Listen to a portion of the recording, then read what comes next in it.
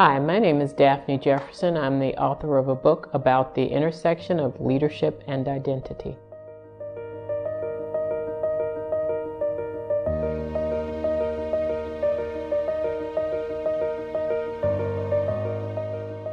I wrote the book because my own leadership journey has been unique. There have been many times when I've been the only person who looked like me in a room or who thought like me, had my background. I wanted to be able to support emerging leaders and people who are moving into those situations to help them get comfortable with the uncomfortable, to take their otherness and use that as a strength to empower their leadership journey.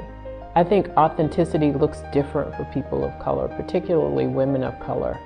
It's difficult to show up as your true authentic self when you're different from the majority. And I think it's important to help leaders of color gain the confidence to be able to incorporate their story and their unique journey into the workplace.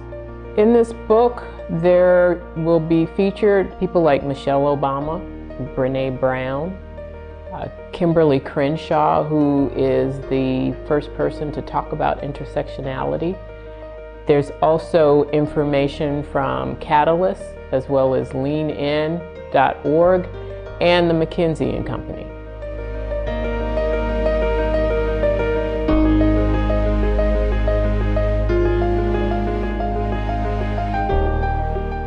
One of the interesting stories that I focus on is taking something that's usually fairly dry, like the history of leadership, putting it through the lens of the Wizard of Oz.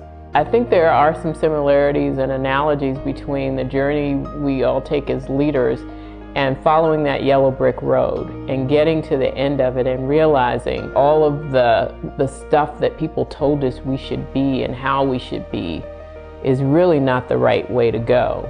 But ultimately, it's who we are inside. I hope my readers gain the confidence to understand that there are ways for them to bring more of themselves into the leaders that they are.